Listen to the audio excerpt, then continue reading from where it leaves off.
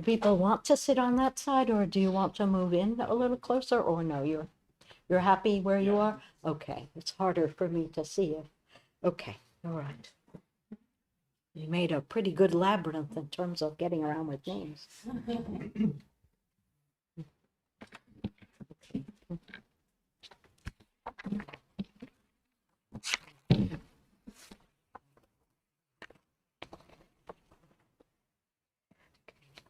So this talk is about identity and interconnection, and it relates to the class that I'm teaching, the Hua Yen and the Avatamsaka, and these talks that are very interwoven with the teaching of causality and interconnection and the Avatamsaka and the Hua Yen.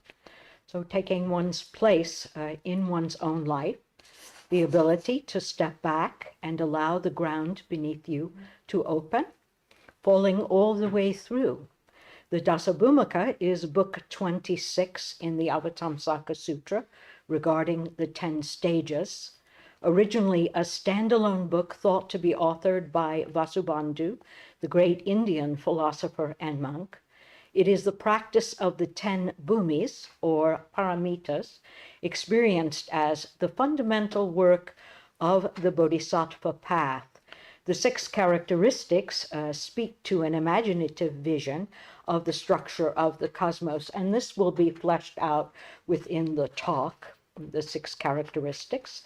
And this belongs to the Hua Yen school, although originally founded, embedded in the Dasabhumica, so in embryo form, it was drawn out by the Hua Yen patriarchs and became a specific book or a specific teaching. Bhumis, a word I love, is Sanskrit for ground, the groundless, and the Hindu goddess Devi, Mother Earth. And goddess, like the bodhisattva, is a personification of qualities and not something to worship in the sense of belief, but qualities real and alive within us.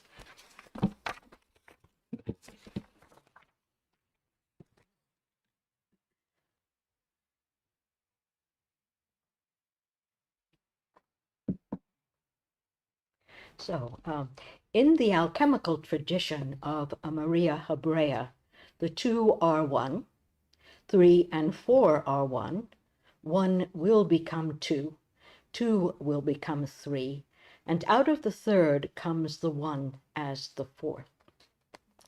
Mine is the cry of the spirit, of things seen, of things heard, touched, perceived, of things so deeply felt.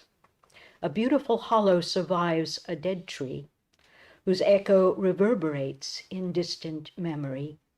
Like a coiling serpent who, coiling inward, his dark, cool beauty, inspiring the dream. An empty vessel molded by the hand of divinity, whose doorway leads out of the labyrinth, the deathless. How I would like to curl up within your vessel, become the entrance to your sacred realm. Vulva, animals, insects, and rain live within you. The mosses and stones, whole cosmoses thrive within your dark embrace. Of the many sounds, voices of the forest, each resonate, pulsing with the rhythm of my breath, vibrates, sings the myriad interior centers. But slow and hesitant am I, for I have wanted to know you rightly, to know you as myself. Now warm and moist is your womb, quiescent, silent, illumined.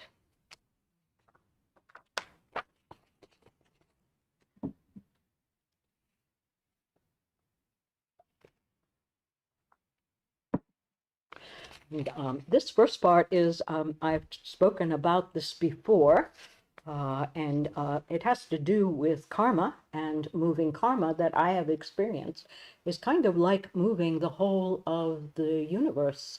And it is your good dark stuff, your creative energy and your prima materia And so just to change, maybe the way that we look at things within us and even without us that are troublesome, and see them as having very fruitful and nourishing potential and possibilities. Omniscience in the palm of your hand. When I was a little girl, I was isolated, kept prisoner within my mother's world, a negative and punitive world. I loved my father, but he was weak and uncertain, heavily into denial. I'm encouraged by the teachings of the Bardo. The Bardo is a term in the Tibetan school of Buddhism that speaks to transitions, an intermediate world of entering and exiting, what Buddhist psychology might term seed memory, mind, then heart, unfolding back through old feelings and old wounds, into fragments of dream and memory.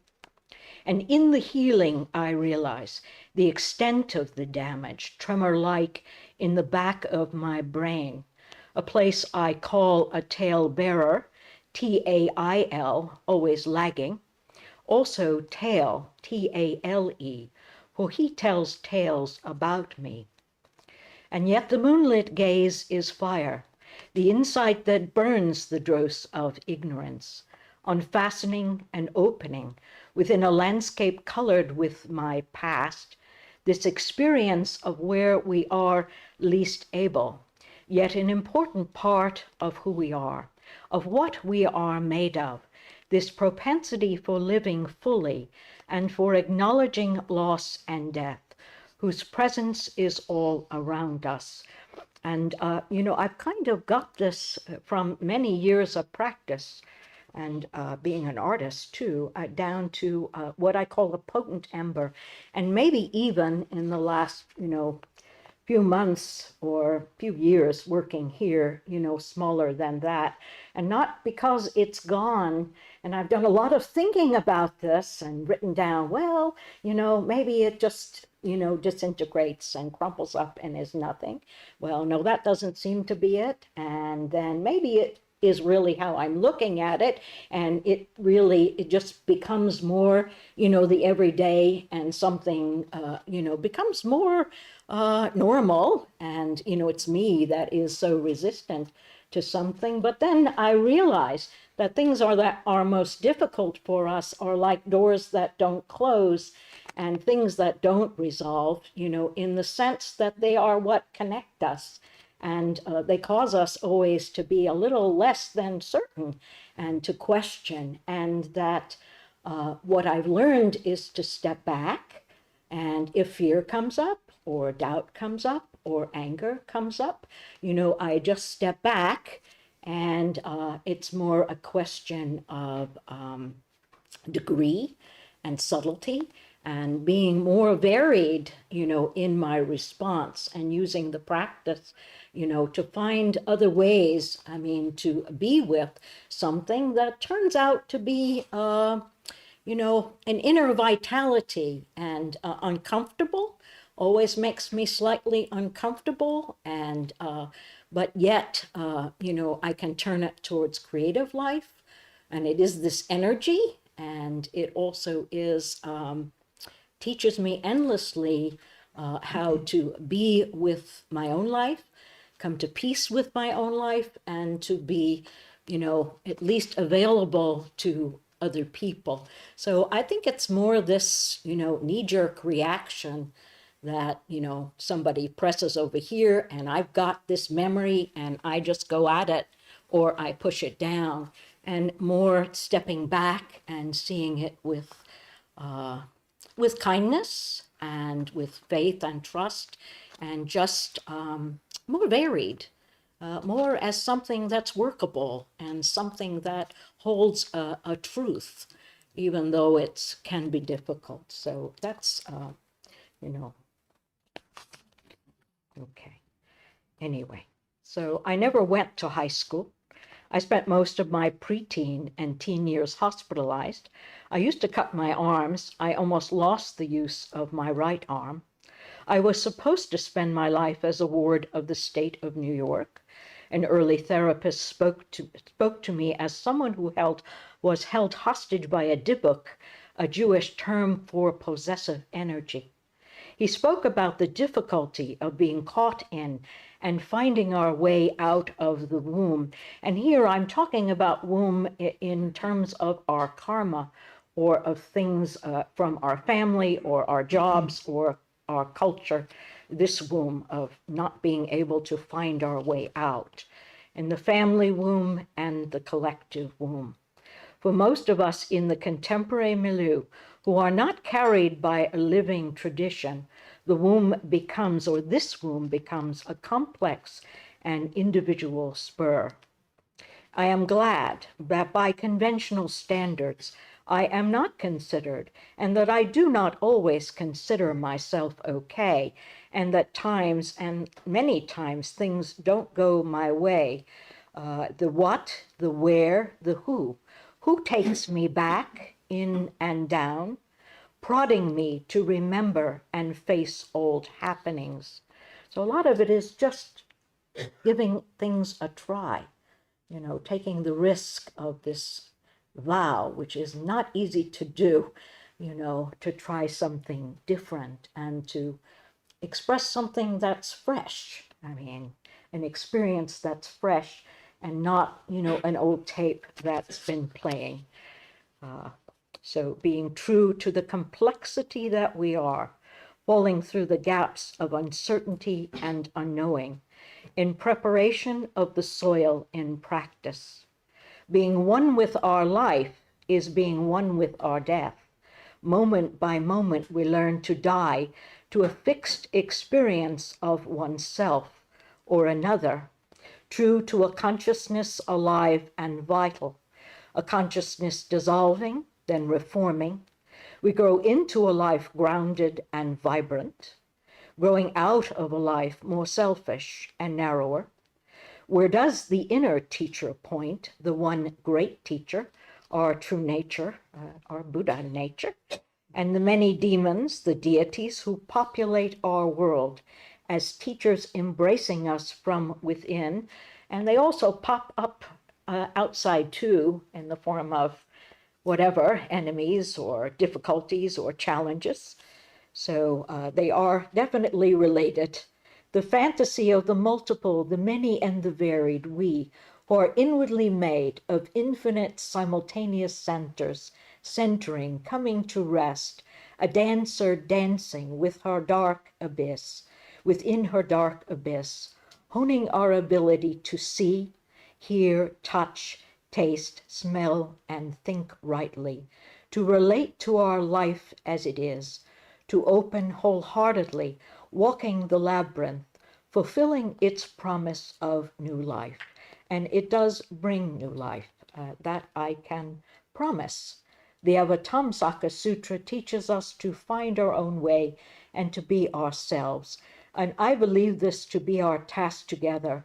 And make no mistake, it is a tall order, and traditional cultures were not individual in the way that we have developed as individuals. And this is a gift of tradition of Christian and Judo-Christian cultures, and maybe even, I don't know if Buddhism, the monotheistic cultures, I mean that, there never was that you married who you wanted, that you had a job that you wanted. This all comes, at least in my intuition, from the Christian culture.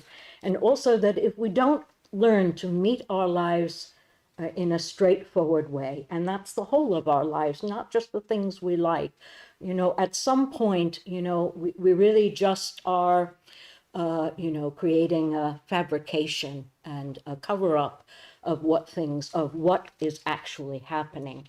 So I've talked a lot about myself, and I really, just to be someone, I feel like I've been entrusted with this job from the Buddha, to make at least some space for people to feel more open about things that are difficult and uncomfortable.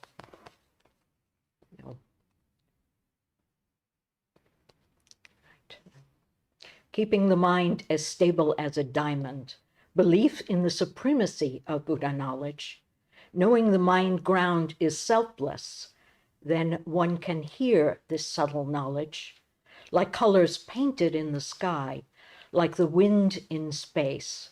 So is this undefiled knowledge of Buddha hard to see, though it be defined. And this is from the 10 stages of the Avatamsaka.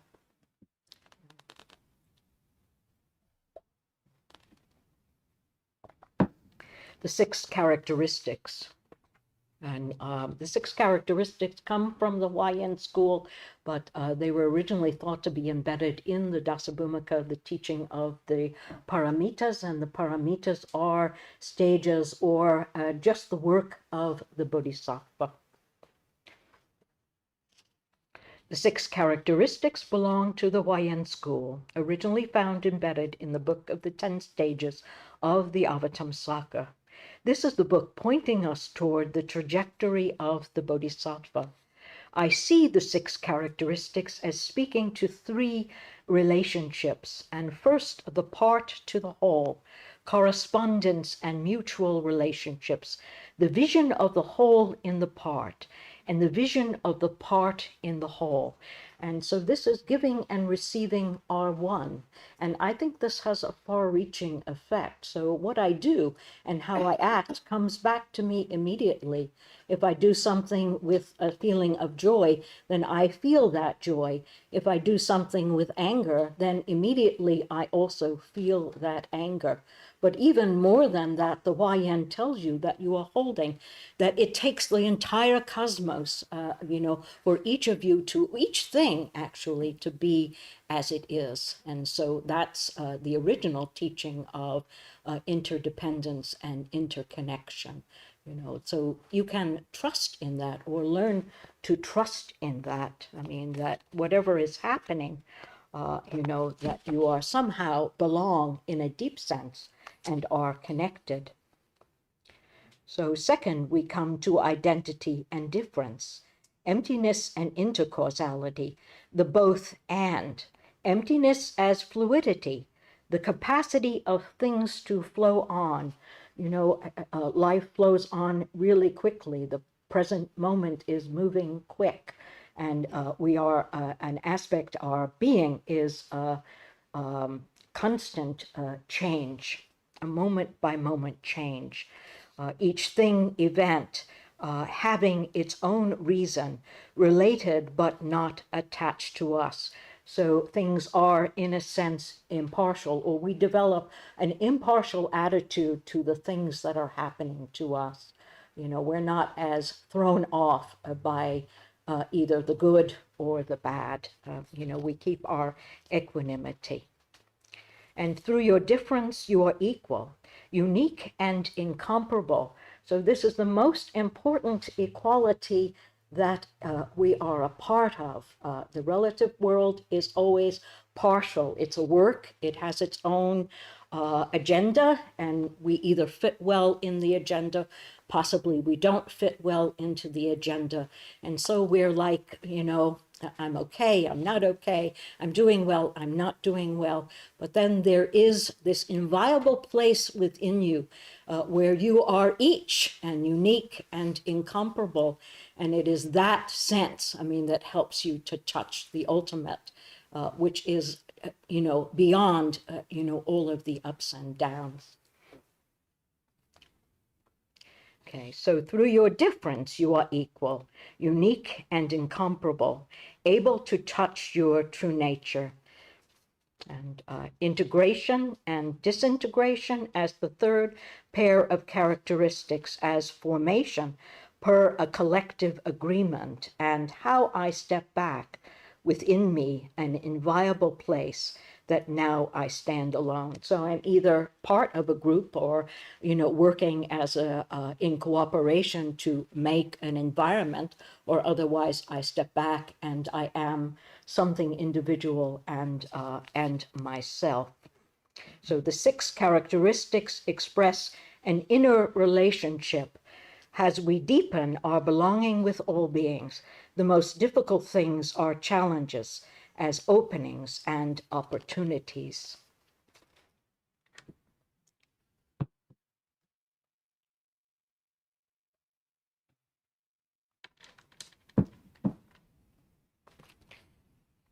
The Avatamsaka tells us to be ourselves, to dwell in the present. Through the wisdom teachings of the Avatamsaka, we enter a realm of light, a world made manifest through the practice of Buddhas and Bodhisattvas, dwelling in the ocean of the true mind. And that's this ultimate, is the ocean of the true mind. And every time you meditate, you begin to touch this ultimate space, this space that is beyond all views.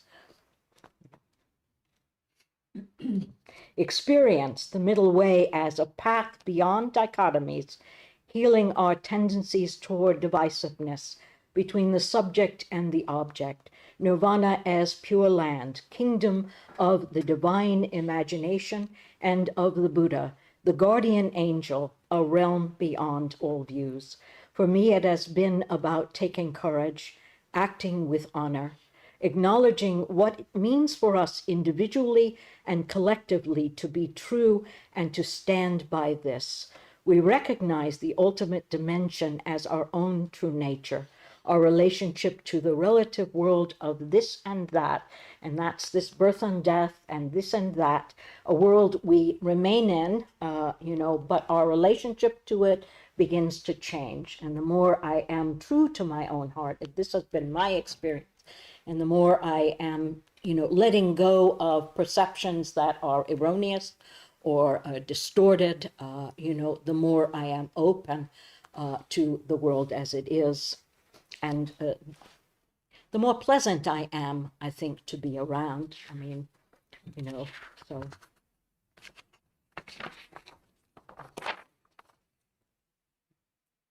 The 6 characteristics originate with the Avatamsaka Sutra. They were originally implied in the Dasabhumica, book 26 on the 10 stages. The 10 stages are the bhumis, the 10 paramitas empowering the bodhisattva path. The 6 characteristics are an imaginal way of looking into the structure of the cosmos, of feeling this very, very deep, basic ground of our lives is the structure of the cosmos, and also reciprocally, the structure of each thing. The 6 characteristics: totality, the particular, identity or sameness, difference, integration or formation, and disintegration or differentiation.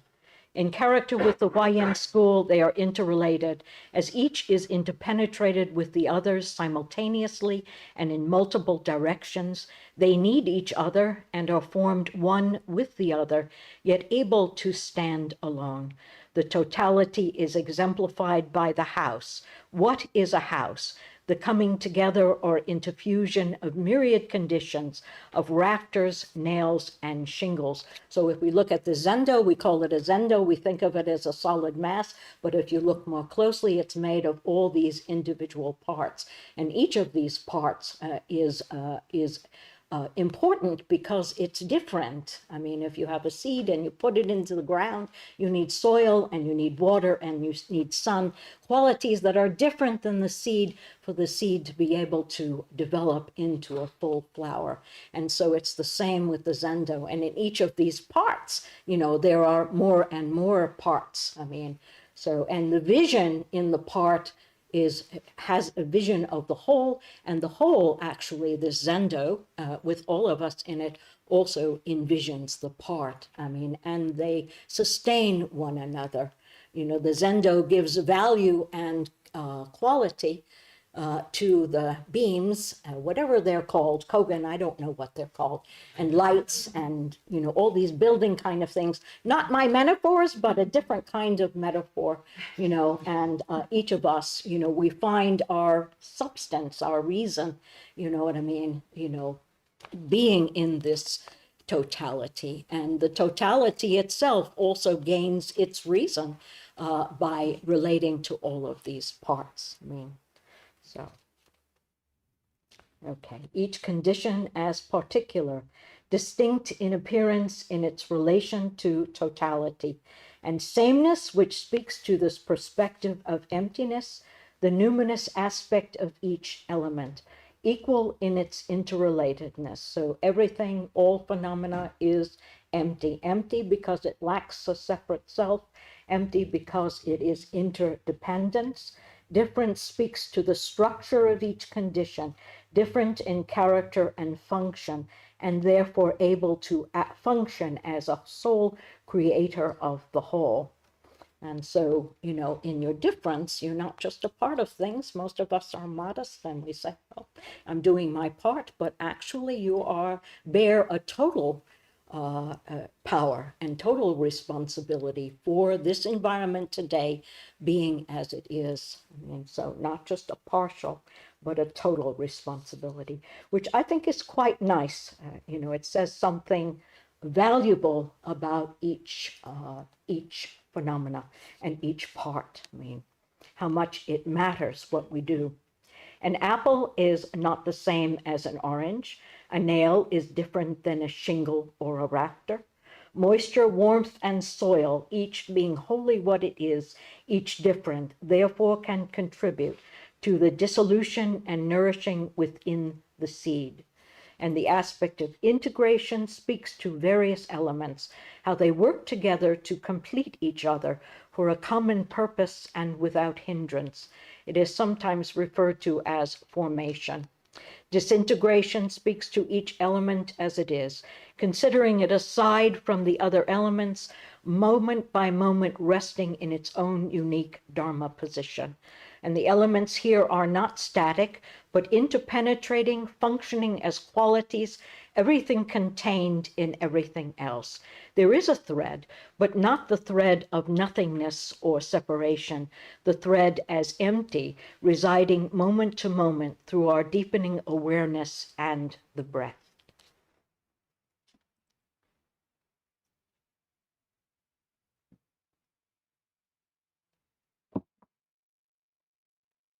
And the bhumis,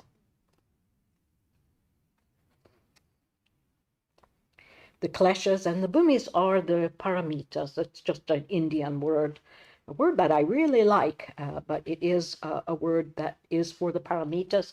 For those of you who don't know the paramitas, we do the 6 paramita classes on a regular basis here, and I added the other 3 and talk mostly about the last 3 because we don't touch on them often enough. The kleshas, anger, fear, doubt, negativity, pride, jealousy, and or envy, etc., are messengers, angels sent from the depths, who point us in the direction of the real work, the work of the mind and heart. It is up to us to choose. Are we willing to try? Are we willing to acknowledge an issue, which includes our relationship with the world? I have at times felt at a loss. How does letting things be help me to understand and grapple with what is going on within and around me? But in an amazing way it does. Stepping back, learning to wait, staying with, to investigate our proneness to certain events, we learn to let things be, and then to step forward with clarity.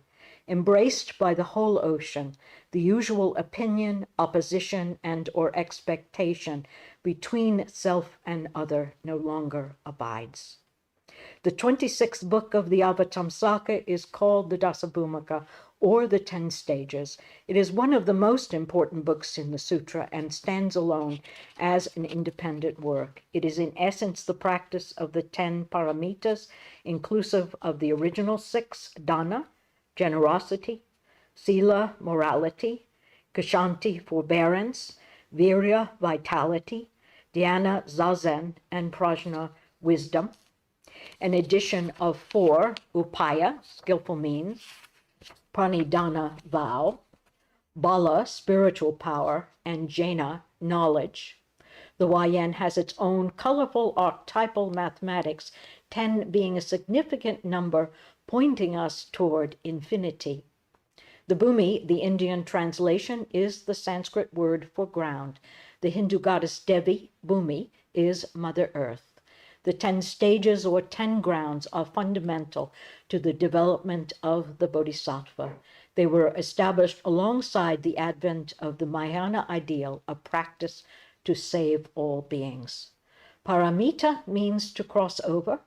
Each paramita represents an approach toward the ground of our potential, aimed at insight outside a usual limited perspective. Slowly we learn what it means to be free, to be genuinely kind and generous, trusting this life as worthy of appreciation. Relinquishment is about letting go of a self, letting go of our opposition to other selves and things as fixed, solid, and permanent. To rest in the simplicity of the moment and not fall back into a familiar scene can be frightening. I find the kleshas contain judgments that fuel emotion, often judgments we take for granted. We notice the underlying judgment and question the validity of our preferences, the validity of this. Beneath the thoughts, we find a spaciousness larger than our personal preference, although our preference is not to be disregarded. Teachings such as the paramitas suggest a possibility of a larger ground and larger than the problem. So then we can step back from the problem and be creative about doing something different. They hint at the stepping out into a mapless terrain to deepen our trust for a landscape that is uniquely our own. The paramitas provide a medium for discovery. Each paramita acts like a tarot for finding the root of our compassionate heart. Open a page at random and write the remedy down. Let it inform your day. The meanings in the paramitas are multiple and flexible, open to interpretation, closer to inspiration than a rule or a prescription telling you what to do. Yet each teaching has its center, and its use needs to be appropriate to your life. The meaning is not literal. Finding or losing meanings is about shattering the literal. Nevertheless, it is not about anything goes. Like the ambivalence of a dream, in its ultimate simplicity, receptive to diverse situations. Pranidhana is the 8th paramita, vow. In the practice of perfection, Robert Aiken refers to the vow as a promise to take on the task oneself. Kosho Uchiyama, a Japanese Zen priest, in Opening the Hand of Thought, speaks poignantly regarding vow. In those early days, my life was so wretched, I felt as if I were being trampled over and over again, the way we stamp on weeds. I was never able to put forth even a tiniest bud. When things were tough, I chose to stick to my vow and bury it deeply in the earth to take root there. If I hadn't, my vow would have died, because I was always being trampled. But because the flame of that vow burned within me, the more I was beaten, the deeper I rooted my vow to create the next generation. For me personally, the vow arose spontaneously out of my own struggle. For a long time, it was fueled by a desire just to be okay, and it was not fully conscious. As a child, I had a vision, images seen and then lost. I vowed through my actions to fulfill the promise of that child. That promise eventually opened into a life as an artist, then the necessity of renunciation. Relinquishment, the practice of giving ourselves away, as the essence of the first paramita, generosity. I liken vow or prayer to fastening your life to a star. In this case, the wholehearted desire to have lived our life well.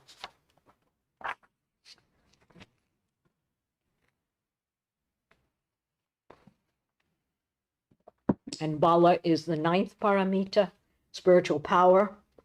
It speaks to a list of 10 inner powers encountered through a varied resonance and a sense of dropping the excess. So spiritual power suggests simplicity and the compactness of your person. The 7th power is understanding the direction and consequence of all laws. This refers to a positive aspect of judgment and the importance of setting boundaries. the practice of perfection.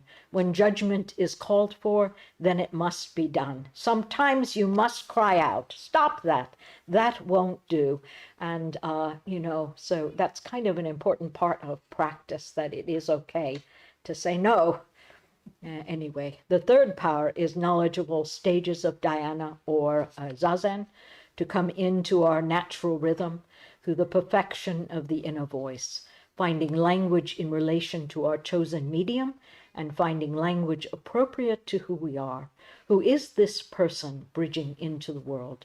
In the practice of perfection, the Buddha reposed beneath the Bodhi tree with dhyana and samadhi. With prajna, he sought out and preached to his first 5 disciples in Benares, words, images, and the core of action intimately related to the road we are traveling. And the last that I'll cover is jhana, the 10th paramita. Knowledge denotes the importance of study, but intellect related to ritual, archetype, and wisdom. In the Avatamsaka, the 10th stage is called the cloud of the teaching, how we blossom through the wound which never closes. In each of us, what is awkward, not yet, and least able. The term all knowledge, sarvaj nata, in the Heart Sutra is a reference to a kind of knowledge thought of as omniscient, but an omniscience you hold in the palm of your hands. Like the ceremony of the masked dancer, which in ancient Africa and American Indian cultures linked them to the abyss of the ancestral ghost. Each time we acknowledge and unhook the mind from negative and habitual patterns, there is freedom, space for an element of shadow to transform through words, color, gesture, into a task, activity, or other medium into life. Our ability to openly relate to the true voice of our ancestors enlivens and intensifies.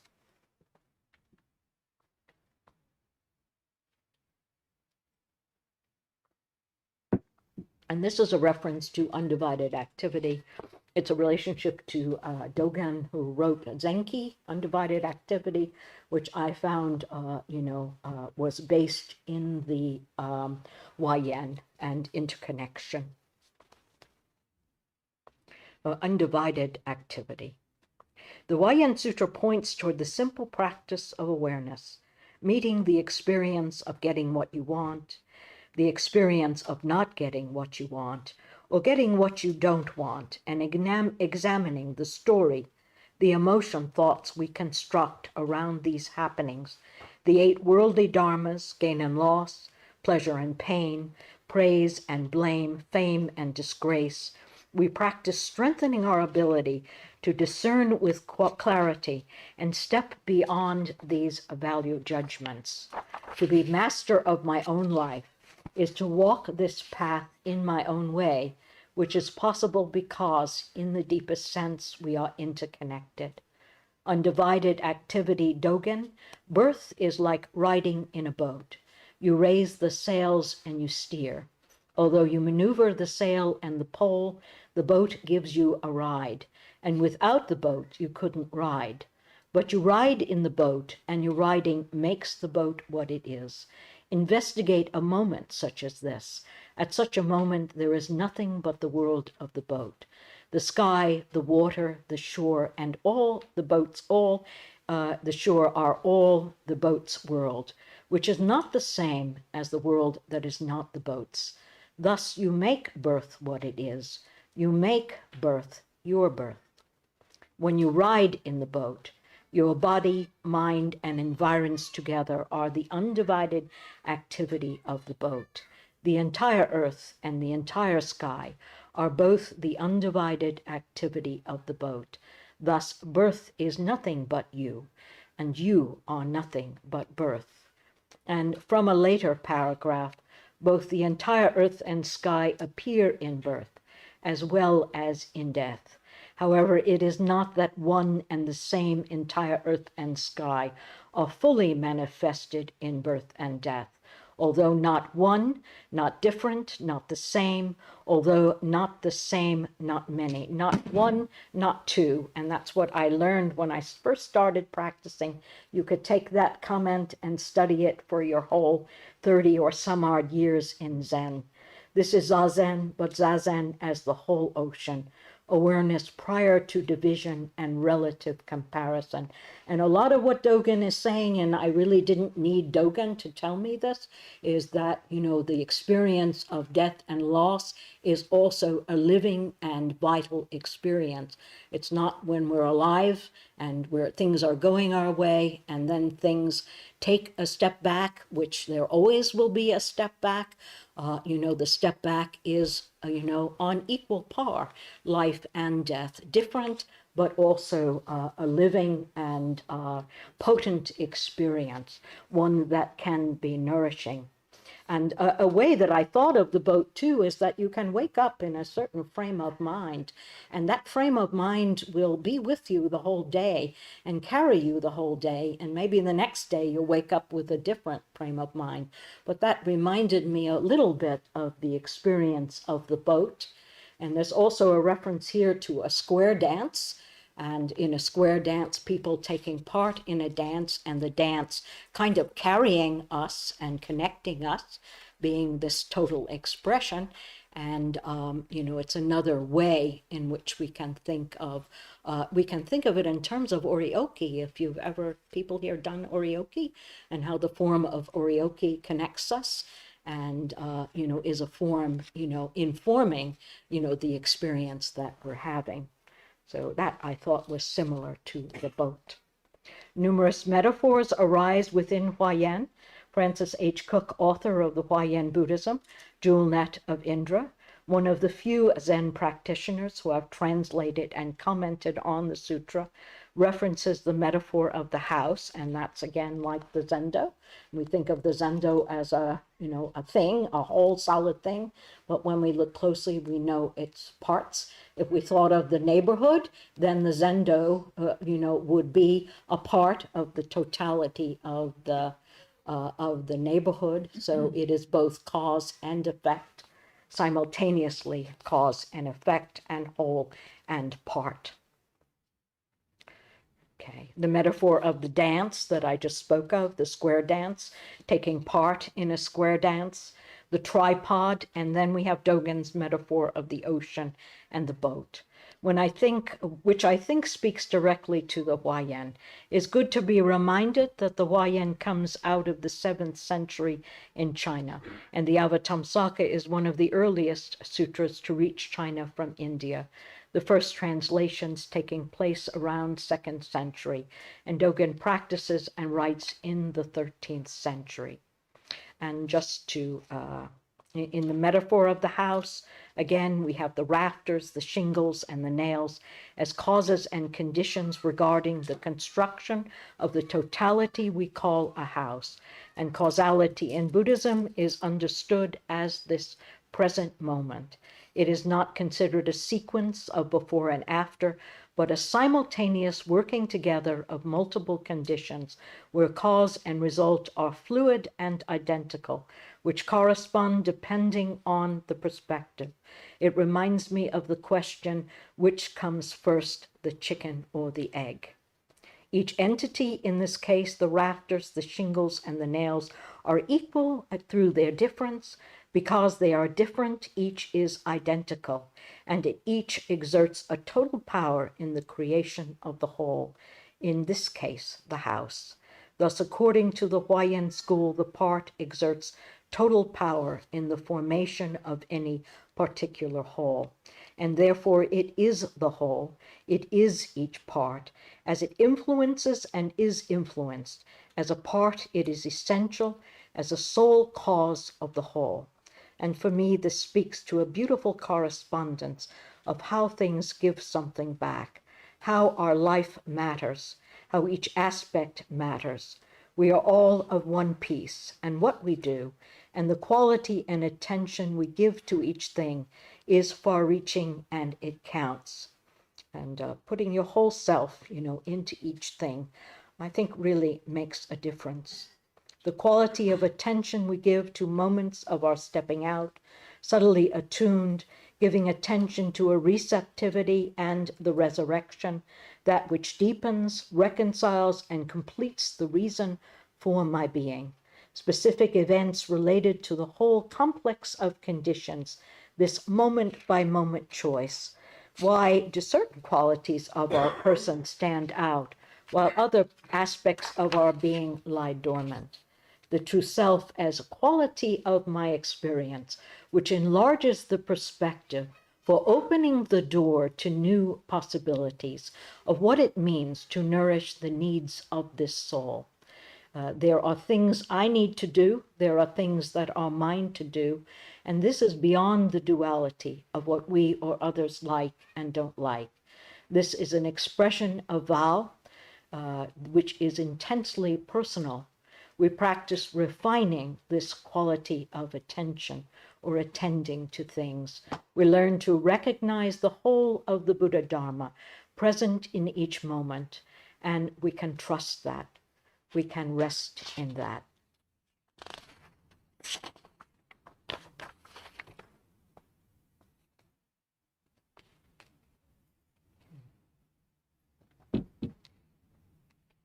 The masked dancer.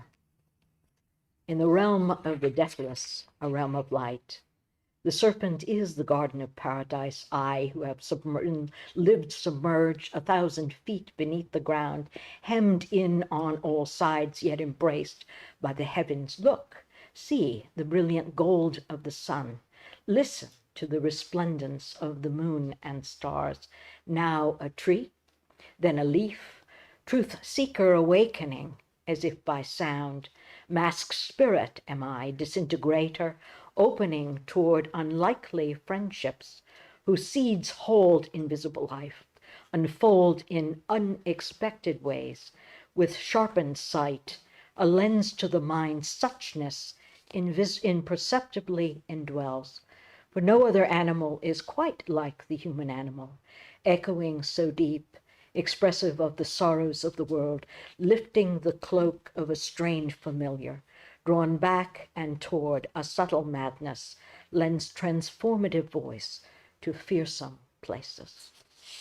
That's my talk for today. Thank you. Questions? We have time for questions. Questions? No. At the very beginning of the talk, we're talking about the alchemical 1, 2, 3, and 4. I've heard that once before, but I totally forgot about its expression. Could you talk a little bit more about it? Yeah, it actually relates to the Jungian teachings about, the aspects of your personality. And we start out with, what we're best at. And, we have a secondary quality. So I'm a introverted feeling type and intuitive, and that's my main quality. And then we develop at some point in our life, we are encouraged to develop things that are not as comfortable. So for me, I have figured it to be, my intellectual ability. So we develop that. And then there's this fourth quality. And for me, it's the tangible and sensible, in a funny way. I'm not so convinced of the clarity of the way the Jungians present it, but for right now. And that can't be why it's so important that we do this practice and that we open more to imagination is because it really can't settle in a concrete way. It really is something that is expressed symbolically and through imagination, this fourth quality. It's the part of you that if it closed, we would be a separate being. So it is the part, this very difficult part, this part that never quite comes together and always is causing trouble, at least in my sense, and we finally, get to know it better so we can be with it, and it has worked for me, it has been true for me that this has connected me, not only to doing this, the Avatamsaka really saved me in a way, because it helped me find a way in which the way that I am, as the way that Buddha made me, having relevance to the culture that I live in, and as a creative person that gave me a way to come to peace and to drop more profoundly into the ultimate. So that's kind of how I see it. And anyway, so does that answer your question? Okay. Yeah, I think that's really Yeah, it is your uniqueness, and your uniqueness is really important. So you are unique, and you also are this person who is open and concerned, and great contradictions, all these good contradictions that are filled with potential, for distilling, holding them against one another and distilling wisdom and energy and nourishment. So they keep us questioning and thinking and looking, because I have never found it really easy. So, I mean, I don't know, and I don't know that I would want it to be. I kind of like the challenge. I mean, I like the texture, of the terrain. So, any other questions? Maybe there's this idea that I have, and I see people carry out, that there's, to explore the authenticity of the self, there needs to be it's not like closing off or pulling back to say like, oh, what do I look like in isolation? And it seems like that is impossible, and that it's through that friction that there is some discovery. Am I hearing that in your message?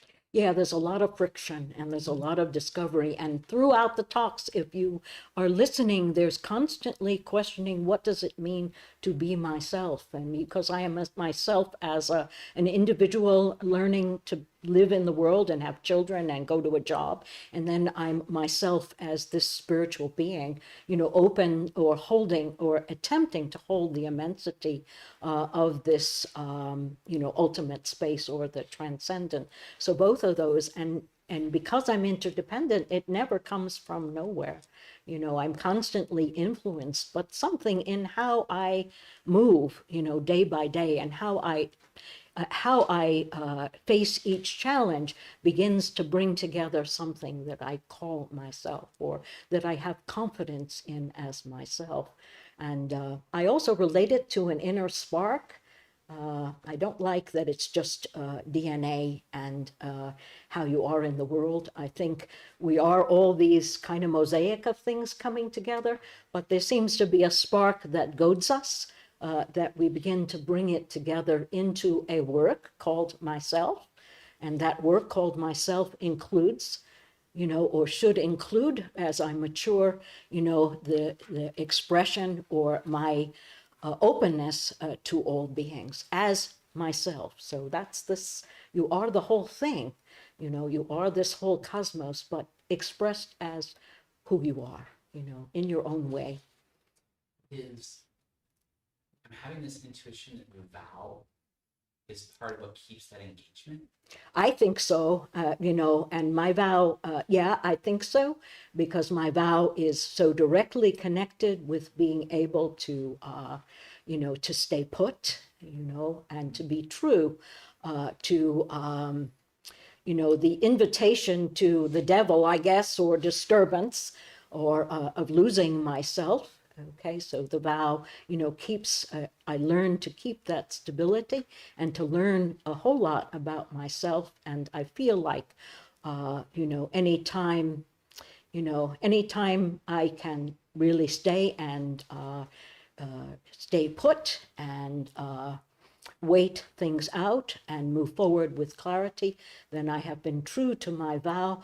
And bit by bit, because who you are and how you see yourself changes through time, more myself and more there for others. And this I have tested through experience, and it's not easy, because the concepts that we've talked about that we have to work at, they're not so much the concepts in the library, they're the concepts that you learn from growing up in the home that you grew up in and growing up in the culture that you grew up in and all the biases that we carry, that through practice we begin to unfasten and open up, as well as the personal tendencies that I have, how I deal with those biases. I mean, my particular mania in dealing with an issue or dealing with problems.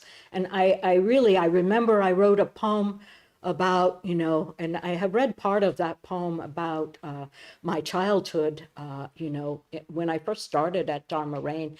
And Gyogen said, well, this is really, this being cut off from the root is part and parcel of human development, of becoming this person in the world, cuts us off some, from this Buddha nature, and becomes then the work in the second half of life. For some of us through our whole lives, of rediscovering that connection. And I think collectively as well, we really have this work to do to find another way to be able to stand firmly in the culture that we live in and present ourselves, from our practice and ask for accountability and have voice this way, and not just be in a zendo and then go out into the world. And it's kind of difficult to get anyone to really understand, or it can be. So, so I think our culture has its work to do. I mean, if you read the newspapers, so as well as, because we grow out of a collective, we're not, we didn't just spring out of nowhere. So, that collective is also, with those ideas are also responsible, so we have responsibilities as an individual and as a culture, so the work is important and vital. Anyone else? I think suffering is also a good motivator. Yeah, it's really the best motivator. I have to say that I have to really thank every person who mistreated me, for helping me develop and become really stronger than I ever would have imagined that I would be. So my question around that is because what I keep hearing is that it's that cultivating that inner eye to be able to see all these enculturations and family baggage and triggers and all that stuff, to be able to become aware of them, because they're very sometimes subtle or I'm not conscious of them. So cultivating that inner eye is a very important first step, is what I'm hearing, to become aware of them, so then you can see the root of them and let go, and anger and all those difficult feelings is what I'm hearing is a clues to those paths. Can you talk more about that, about cultivating that inner eye, and to be able to see those things are often hidden from us because there's so much a part of how we grew up, or our origin? Yeah, I just have done it slowly, and I started with really, I had a fire as big as what I would think the whole Northwest, so I didn't have a problem noticing it. And it really was not something I could hide. So I really had to take care of it. So from when I'm kind of really young, before I even became to practice, this was what I was struggling with in many different ways. I mean, but the practice itself, I have followed my habit energy, where I know there's a charge, where I know there's, something that a particular kind of discomfort that I notice. And then I have moved backwards, from that place. But I have followed that habit energy, this difficult place in me, bit by bit, not to squash it, I mean, there's no easy answers, and then, and not to run with it. That's definitely an issue, and just to learn about yourself, and not to make it, but the precepts, and they are precepts, paramitas, teachings, dharma talks. These are all things, continual suggestions, continual ways of broadening the way that you look, much larger than, the cultural agenda, which is, I think, much smaller and has its own reason, positive or negative, but this larger basis, for examining, really examining, what goes on with me and why, and just slowly, bit by bit, and it's actually, I think it's interesting, and I think it's, it really becomes an important work, really important way that you are in the world, even if we don't feel that early on, and it's always surprising and reaps a lot of good things. Really more positive things, than the difficulty. So you really have to be grateful, that something in you is slightly askew, or even more than that, because it's a good teacher,